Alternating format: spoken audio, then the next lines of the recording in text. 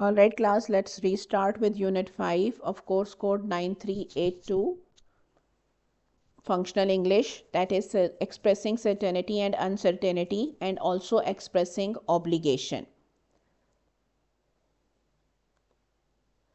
So, जब हम कोई भी प्लान बनाते हैं तो उसके बारे में हमारी दो तरह की फीलिंग्स होती हैं। या तो हम अपने प्लान को लेके बहुत श्योर होते हैं, हम कॉन्फिडेंट होते हैं कि ये एक बहुत अच्छा प्लान है, ये बहुत इंटरेस्टिंग प्लान है, या हमारे अंदर वो श्योरिटी नहीं होती, हम कंफ्यूज्ड होते हैं कि whether the idea is good और नॉट।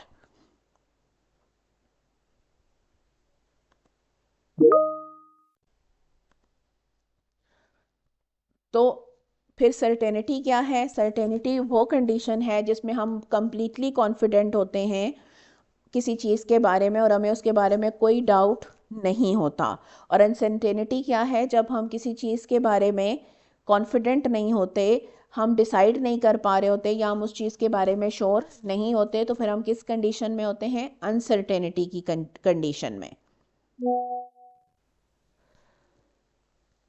अब सर्टेनिटी को एक्सप्रेस करने के लिए हम डिफरेंट वेज यूज़ कर सकते हैं, like it is definitely going to rain. जाहिर बात है, अब हमारे डेफिनेटली जब हम लगाते हैं तो दैट मीन्स कि हमारे जहन में कोई डाउट नहीं है, हम पूरी तरह से श्योर हैं। लेकिन अगर हम कहें इट माइट रेन, तो दैट मीन्स कि हम कुछ हद तक सर्टन हैं और कुछ हद तक अनसर्टन हैं, यानी हमारे जहन में डाउट है, तो हम पूरी तरह से कॉन्फिडेंट नहीं हैं।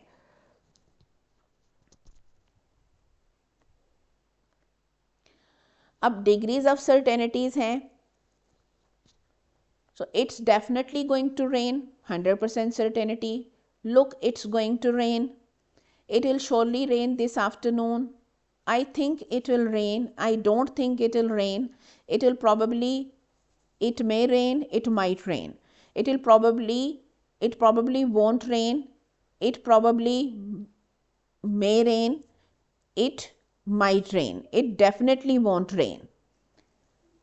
So स्केल आप देख लें, जितना आप ऊपर की तरफ जा रहे हैं वो सेंटेंसेस 100% सर्टेनिटी के करीब हैं, जितना आप नीचे की तरफ जा रहे हैं वो उतना ही डाउट के करीब हैं।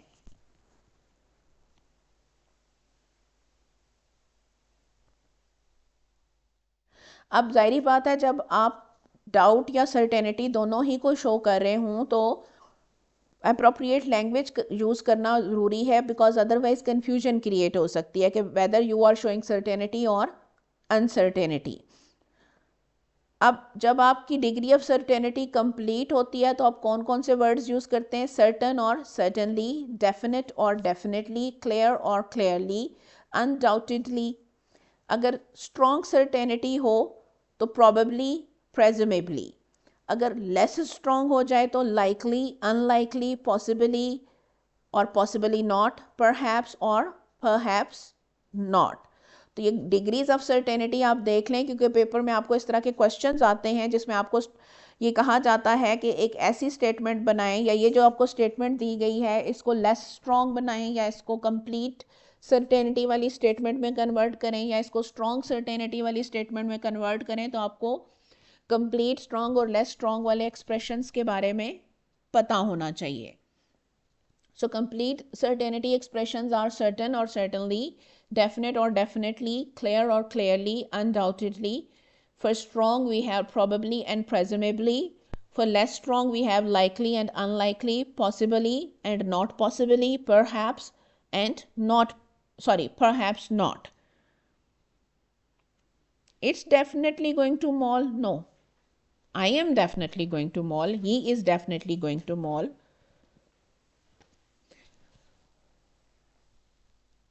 Okay, it will probably never be known when he began writing poetry. Strong certainty. The answer almost certainly lay in your written statement. Again, strong. He has presumably written this book when he was in jail as a prisoner of war. So, strong. There is perhaps a need to re-elect the members of the board. Less strong. It is possible that my grandfather will come to stay with us. Less strong. She is definitely going abroad to study. Complete. They certainly don't need to migrate to America. Complete. The arrival of the flight is likely to be delayed. Less strong. They are undoubtedly going to get married this summer. Complete. There is a possible increase in the salary. Less strong. So this type of questions you can get in your paper. Then comes the obligation. Obligation होता है जिम्मेदारी, compulsion, यानी वो चीज़ जो आपकी जिम्मेदारी हो, जो आपने लाजमी करनी हो. परहैप्स का क्या पूछा है अक्सा आपने? परहैप्स के बारे में क्या पूछना चाह रही हैं? हो सकता है मैंने आपका क्वेश्चन देखा ही ना हो, इतनी सारे तो चीज़ें आ जाती हैं नीचे, वो स्क्रॉल अप हो गया होगा. परहैप्स के बारे में क्या पूछना चाह रही हैं?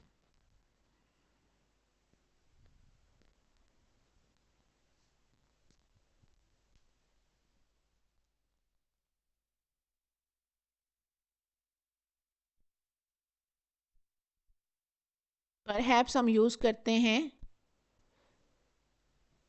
लेस स्ट्रॉन्ग पॉसिबिलिटी है. जब हम बहुत कम सर्टेन होते हैं तो हम लेस स्ट्रॉन्ग पॉसिबिलिटी के लिए परहैप्स यूज़ करते हैं. जब हम ज़्यादा स्ट्रॉन्ग होते हैं तो हम डेफिनेटली सर्टनली के वर्ड्स यूज़ करते हैं. परहैप्स हम तब लगाते हैं जब हमारे जहन में डाउट होता है. So I hope Aqsa it's clear.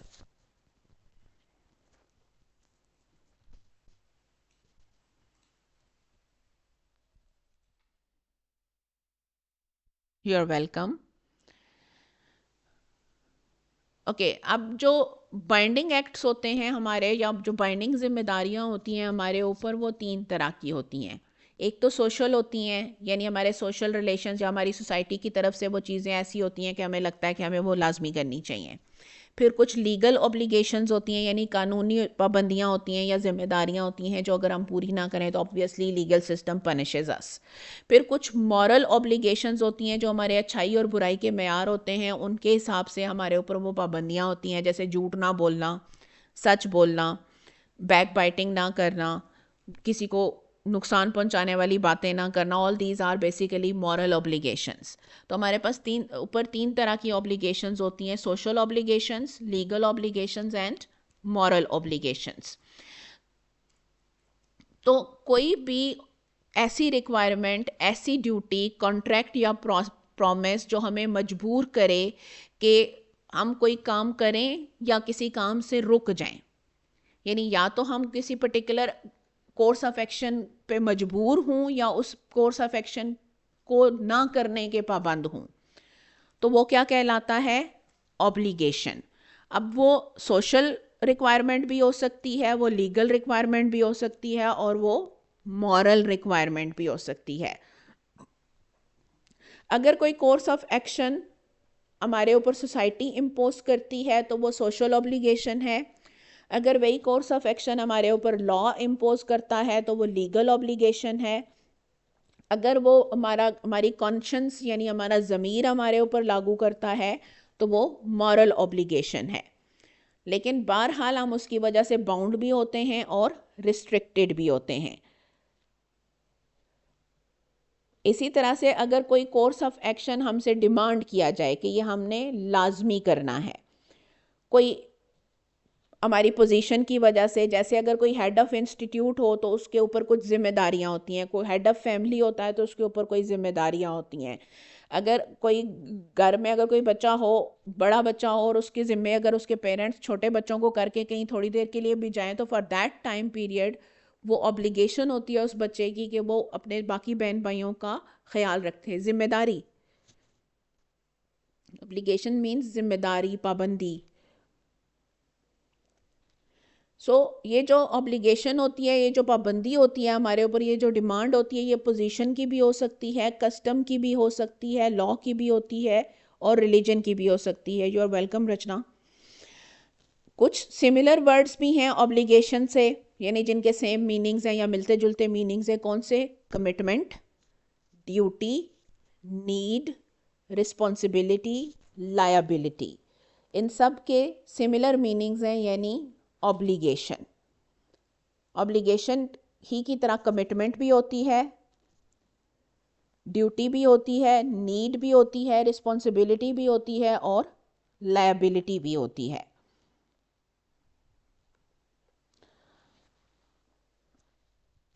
अब ऑब्लिगेशंस को एक्सप्रेस करने के लिए हम कौन कौन से एक्सप्रेशंस यूज करते हैं? Good citizenship means fulfilling the duties और obligations that are imposed by law of the land. Good citizens must abide by, live and act according to the laws and customs of the country. As good citizens, we must recognize our moral obligations, duties and responsibilities. We need to display a certain level of sincerity and integrity in whatever we do in order to live in harmony with other people in our society. Sense of duty means understanding your responsibilities as a person and as an individual in a society. The individual sense of duty converts into a collective sense of duty, and in this way we are performing our duty and responsibility in creating a peaceful and safe world. As people we should nurture honesty, integrity, etc., because these qualities make us a good citizen in real sense. A strong sense of duty and personal commitment are two basic requirements that lead to character building. So these are basically the structures that we use when we want to express obligation and duty. Must, should, have to, sense of duty means. So ये 3 structures हैं जो ज़्यादा use होते हैं किसको express करने के लिए? ऑब्लिगेशन को एक्सप्रेस करने के लिए. Must, should, have to and need. So I hope obligation and responsibility are clear. Certainty, uncertainty and obligation. Express obligation यानी कि ऑब्लिगेशन को जाहिर करते हैं, ऑब्लिगेशन को शो करते हैं.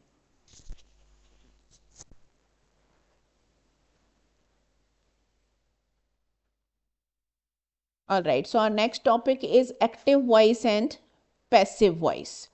अब वॉइस जो होती है वो बेसिकली वर्ब की फॉर्म होती है, लेकिन इसमें मेन पर्पस इसका ये होता है सेंटेंस का कि अगर आप सेंटेंस में एक्शन पे फोकस कर रहे हो, यानी इस चीज़ पे एक्शन फोकस कर रहे हो कि जो एक्शन कर रहा है वो कौन है, यानी एक्शन परफॉर्म किसने किया है, वो आपका मेन फोकस हो, तो आप एक्टिव वॉइस यूज़ करते हैं.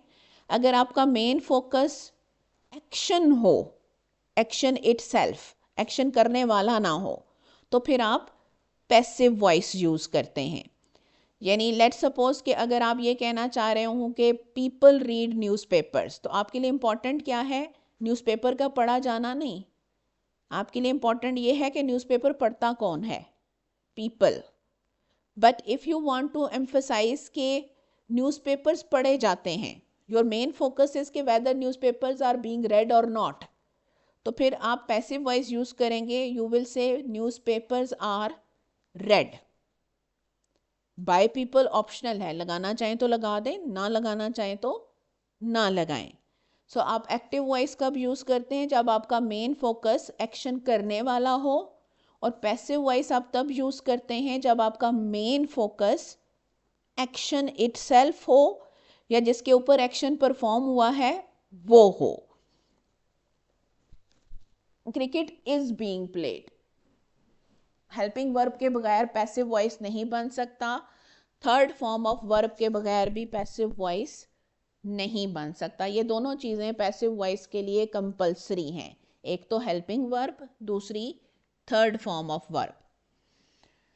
ठीक हो गया. लेकिन यूज़ हम क्यों करते हैं वो बेसिक चीज़ है जो आपने समझनी है कि एक्टिव वॉइस हम तब यूज़ करते हैं जब हम ये बताना चाह रहे हो कि हमारे पॉइंट ऑफ व्यू से या हमारी जो इन्फॉर्मेशन है उसमें सब्जेक्ट ज़्यादा इम्पॉर्टेंट है और पैसिव वॉइस हम तब यूज़ करते हैं जब हमारे पॉइंट ऑफ व्यू से एक्शन या जिस पे एक्शन हुआ है वो ज़्यादा इंपॉर्टेंट हो।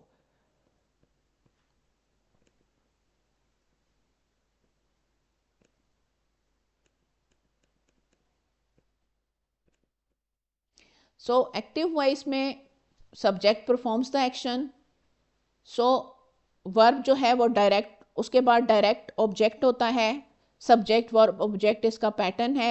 We play cricket, I am teaching English, Sidra bought a car.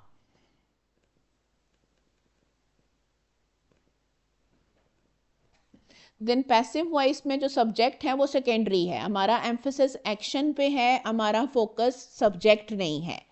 Subject हो ना हो उससे फ़र्क नहीं पड़ता, हमारा मेन मकसद या मेन फोकस किस पे है, एक्शन के ऊपर। अ passive voice verb consist of a form of the verb B plus past participle, यानी हेल्पिंग वर्ब होगा और उसके साथ थर्ड फॉर्म यानी पास्ट पार्टिसिपल लगेगा। पैसिव वॉइस में बाय भी लगता है अगर आप सब्जेक्ट लगाना चाहें। अगर सब्जेक्ट नहीं लगाएंगे, जैसे आप मारिया ने ही एग्जाम्पल दिया है, the teacher explains the lesson is explained by the teacher. By the teacher आप स्किप भी कर सकते हैं, द लेसन इज एक्सप्लेन्ड, क्योंकि आपका मेन फोकस किस चीज़ पे है, लेसन एक्सप्लेन हुआ या नहीं हुआ, किसने किया ये इम्पॉर्टेंट नहीं है। जो पहला वाला सेंटेंस है यानी एक्टिव सेंटेंस है, उसमें ज़्यादा इंपॉर्टेंट ये है कि एक्सप्लेनेशन की किसने है, तो हम कह रहे हैं कि teacher explains the lesson, because we are more interested in knowing कि who explains. So cricket is played by us, English is being taught by me, a car is bought by Sidra. Cricket is played, English is being taught, a car is bought. That is more than enough. So active voice is best suitable in informal, personal and non-scientific writing situations. Passive voice robs your work of energy and aliveness and blurs your reader's sense of who is doing what. So usually जो passive voice है वो academic writing में use होती है, especially जब लोग अपने thesis और research papers लिख रहे होते हैं। बाकी सारी सिचुएशंस में एक्टिव वॉइस ज़्यादा प्रेफर की जाती है, चाहे वो न्यूज़पेपर्स हों, चाहे वो आपकी अपनी नॉर्मल रूटीन की राइटिंग्स या कन्वर्सेशंस हों।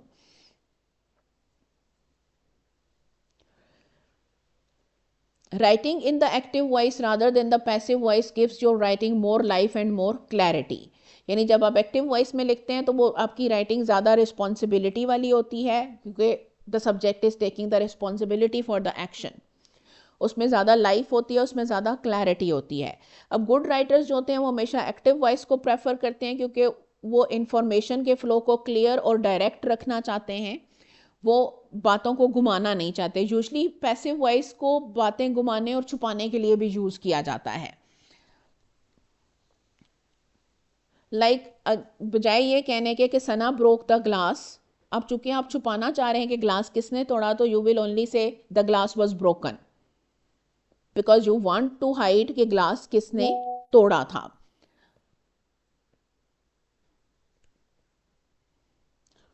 इन scientific writing passive voice is more readily accepted. Expect भी की जाती है कि जब आप अपने थीसिस या रिसर्च आर्टिकल्स लिख रहे हों तो उसमें आप पैसिव वॉइस ही यूज़ करें। क्यों? क्योंकि ज़्यादा ऑब्जेक्टिव राइटिंग जो है वो पैसिव वॉइस में पॉसिबल ज़्यादा होती है। फैक्ट बेस्ड राइटिंग जो है वो पैसिव वॉइस में ज़्यादा ईजी होती है। साइंटिफिक राइटिंग में भी ओवर यूज़ नहीं किया जाता पैसिव वॉइस का, क्योंकि उससे फिर सेंटेंसेस ज़्यादा कॉम्प्लिकेटेड हो जाते हैं और उनको समझना या अंडरस्टैंड करना मुश्किल हो जाता है। अब जब हम एक्टिव वॉइस से सेंटेंस को पैसिव वॉइस में चेंज कर रहे होते हैं तो उसके कुछ रूल्स हैं। पहला रूल क्या है, हमें टेंस का पता होना चाहिए, क्योंकि हर टेंस अपने ही टेंस में चेंज होता है। आप प्रेजेंट टेंस को पास्ट में और पास्ट टेंस को फ्यूचर टेंस में कन्वर्ट नहीं कर सकते। वर्ब ट्रांजिटिव होगा, इनट्रांजिटिव वर्ब्स कभी भी पैसिव वॉइस में कन्वर्ट नहीं हो सकते, यानी जिस सेंटेंस का ऑब्जेक्ट ही ना हो जिस वर्ब का, उसका पैसिव वॉइस नहीं बन सकता। और आपको क्लियरली पता होना चाहिए कि सेंटेंस का सब्जेक्ट क्या है और ऑब्जेक्ट क्या है। जाहिर बात है तभी आप उनकी जगह शिफ्ट करेंगे। अब सेंटेंस को आप पैसिव वॉइस में कैसे कन्वर्ट करते हैं? सबसे पहले तो आप ऑब्जेक्ट को सब्जेक्ट की जगह पे ले आते हैं और इसके बाद ऑब्वियसली आप सब्जेक्ट के साथ से पहले बाय का वर्ड लगा देते हैं। लिटरेरी डिवाइस यहाँ कहाँ से आ गई? जब हम करेंगे लिटरेरी डिवाइसेस तो उसमें उसको स्टडी करेंगे, ठीक है। ही सब्जेक्ट है, बाय हिम उसमें कन्वर्ट हो गया। द हाउस ऑब्जेक्ट है, वो सेंटेंस के स्टार्ट में आ गया। बिल्ट जो है वो वर्ब था एक्टिव वॉइस में। पैसिव वॉइस में अब हमें पहले हेल्पिंग वर्ब चाहिए, तो पास्ट टेंस है, उसका अपना हेल्पिंग वर्ब नहीं है तो हमने वॉज ऐड कर दिया और साथ में बिल्ट लगा दिया क्योंकि थर्ड फॉर्म ऑफ वर्ब लगानी है। The house was built by him. क्यों? क्योंकि पास्ट इंडेफिनिट टेंस में जब हम पास्ट इंडेफिनिट टेंस का पैसिव वॉइस बनाते हैं तो हेल्पिंग वर्ब के तौर पे हम वॉज या वर यूज़ करते हैं और form of verb third he use होती है। The house was built by him. Okay, जो बाकी के रूल्स हैं वो इंशाल्लाह हम कल करेंगे because your class is ending now.